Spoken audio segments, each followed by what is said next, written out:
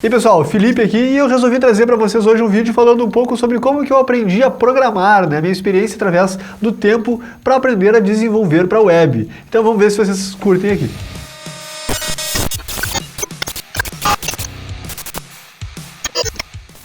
No meu background, eu comecei a programar mesmo durante a minha escola técnica. Eu fiz um curso técnico para poder entrar então na área de tecnologia e eu nem bem sabia o que era programar para computadores. Eu sabia que eu queria fazer algo, eu queria inventar, queria usar a criatividade. E aí eu entrei nesse curso e depois eu fui para a faculdade. No curso técnico, o que eu estudei foi C e C++, teve um pouco de Pascal também, e já na faculdade teve ali um pouco de Python, um pouco de Java, teve também Delphi, se eu não estou enganado. Então teve várias linguagens ali, né? Mas a que mais me marcou realmente foi JavaScript, e em especial por causa da relação que eu tive com ela. Por que a relação? Porque na verdade JavaScript em especial naquela época era muito mal falado, ninguém comentava sequer da existência dele. Eu descobri que JavaScript existia meio que por acidente. Eu vi um link um dia numa página que, olhando o código-fonte, tinha lá a tag A e no href tinha ali, né, JavaScript, um comando. E eu pensei, ué, o que é isso aqui? E aí que eu descobri que existia a linguagem JavaScript e todo mundo me dizia, não, JavaScript tu usa aí para validar um formulário quando for preciso, né, mas linguagem de programação mesmo é Java, vai ser C, então até o PHP na época, ASP.NET também. E o pessoal acabava criticando muito JavaScript, ninguém dava atenção, não tinha documentação, mas eu achei aquilo ali curioso e começou a me despertar interesse. Eu lembro que um dia eu descobri que eu podia, por exemplo, num determinado clique, né, eu conseguia pegar um elemento e fazer uma alteração de uma propriedade dele, como por exemplo o BGColor. E daí eu descobri que eu podia pegar outro elemento. Então no clique de um cara eu conseguia fazer com que o body da página mudasse o BGColor dele. E aquilo ali começou a me encantar, eu não precisava nem compilar nada, eu não estava vendo só uma tela preta dentro do terminal, né, dentro do console do sistema operacional. Eu estava realmente conseguindo desenvolver uma coisa que eu dava um F5 e via o resultado visual, gráfico. Eu lembro que eu comecei também a aprender HTML na época, e até alguns artigos do Maljor e alguns outros blogs que existiam por ali me ajudaram muito a compreender o CSS, o poder do CSS dentro, né, da interação com a marcação que tinha da página. E até é engraçado, eu lembro exatamente de um dia que eu estava fazendo testes ali, eu tinha uma máquina que era muito ruim e eu também não tinha internet em casa, então eu ia para casa e ficava a madrugada dentro tentando coisas, testando, ver o que acontecia, né? E eu lembro que um dia eu percebi que se eu pegasse uma propriedade CSS dentro de um elemento lá e eu simplesmente juntasse ela sem o tracinho e aumentasse uma letra, eu conseguia alterar qualquer propriedade do CSS dentro dos elementos do DOM. E aquilo ali me abriu a mente, nossa, eu me senti assim, tipo, nossa, agora eu sou o Superman, eu tenho superpoderes para fazer o que eu quiser dentro de uma página. Eu nem imaginava que o nome disso era Camel Case, né? Eu descobri por acidente, assim, que legal, isso aqui funciona. E aí eu descobri que eu podia fazer qualquer coisa e, nossa, aquilo ali me abriu a mente, assim, para começar a explorar mais e mais, assim. Eu lembro que na época eu trabalhava com suporte de computadores já, daí eu já estava consertando máquinas e tal, não tinha nada a ver com programação, mas daí o que eu fiz? Eu consegui ir na biblioteca e procurei por livros de JavaScript. E, claro, não encontrei nenhum, não tinha nada. Mas o que tinha lá eu achei uma apostila velha, toda amassada, apostila sem capa, sem nada, com uma molinha já desgastada, que falava sobre JavaScript. Eu peguei essa apostila e comecei a ler e reler ela todos os dias na hora do almoço, ou qualquer horário vago que eu tinha. Eu também fazia umas brincadeiras lá do navegador no trabalho, né, quando tinha alguma máquina sobrando. E eu lembro que eu fui também a um evento Java uma vez, um evento de Java.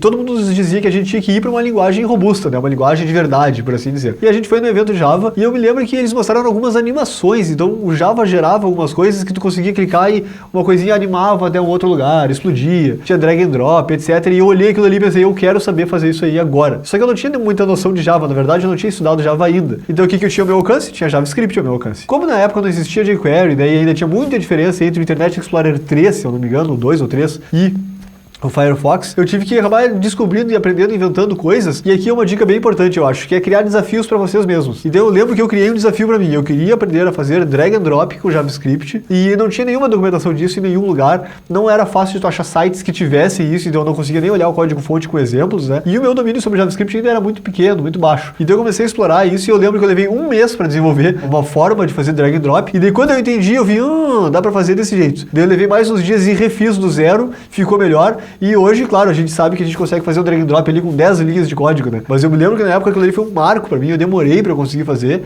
E quando eu mostrei pra minha professora até de programação, ela olhou e ficou surpresa, assim, que ela também nunca deu tanto valor ao JavaScript, na época ninguém dava, né? E viu que, nossa, que legal que dá pra fazer isso. E eu já tava aprendendo ali as diferenças entre navegadores também. E eu, claro, era apaixonado por games, né? Eu também, aí eu tinha, sei lá, uns 22 anos de idade, 21 anos de idade mais ou menos. Resolvi que eu ia fazer um game pra poder aprender mais, aprofundar mais nisso aqui. Então o que eu fiz? Criei um game chamado Felipe. Era um joguinho que eu fiz uma versão minha mesmo em 8 bits, e eu fiz umas animações tipo um Mario da vida, assim, pulando, batia, pegava uma guitarra e batia com uma guitarra, eu sempre fui apaixonado por música, né, e enfrentava uns monstros numa cidade, e eu fiz um cenário, fiz algumas animações, fiz inclusive 3 fases, né, uma era eu andando por uma floresta e batendo nos bichinhos, na outra era numa cidade onde tinha que andar de carro, e na outra era voando com uma asa delta. Mas eu achei bem interessante que eu aprendi muito com isso, e aprendi também, de novo, algumas diferenças de um navegador pro outro, como suportar, né, e coisas legais para eu fazer com animações em CSS que não existiam na época, a animação em CSS, tinha que fazer com o tempo, então eu usava JavaScript para manipular o tempo ali, e assim também, claro, comecei a entender as diferenças de performance, né, as máquinas eram muito fracas na época, e a gente já conseguia notar vividamente a diferença, comecei a entender sobre o reflow, sobre o repaint, então eu comecei a criar um embasamento teórico em cima daquilo ali, que até então eu só havia construído através de testes, através de chute, né, de palpite mesmo. Então, nós conseguimos evoluir muito, a linguagem evoluiu muito, veio aí o advento do Git, do GitHub, o Stack Overflow, a documentação da MDN, que é excelente, eu comecei a dominar mais o inglês também, e muitas coisas foram abrindo portas. Felizmente, a gente conseguiu trazer bons eventos para dentro desse país, a gente tem muito artigo muito legal, palestras, vídeos, e isso abriu muitas portas pra gente mesmo aprender, né, e também para quem quer entrar nessa área e agora que tá cada vez mais desafiadoras. Nós temos aí essa famosa fadiga dos frameworks, né, com JavaScript, então a própria tecnologia evoluiu muito, a linguagem evoluiu muito, mas em compensação a gente tem muito framework, a gente tem muita ferramenta, tem formas diferentes de fazer build. Hoje a gente não consegue mais olhar o código-fonte num notepad e aprender a partir dali, porque isso já se tornou muito mais difícil, muito mais inviável. Em compensação, a gente tem DevTools, a gente tem ferramentas, tem debuggers. Então a gente tem que saber dar valor a esse momento, apesar de ter algumas dificuldades, a tecnologia evoluiu muito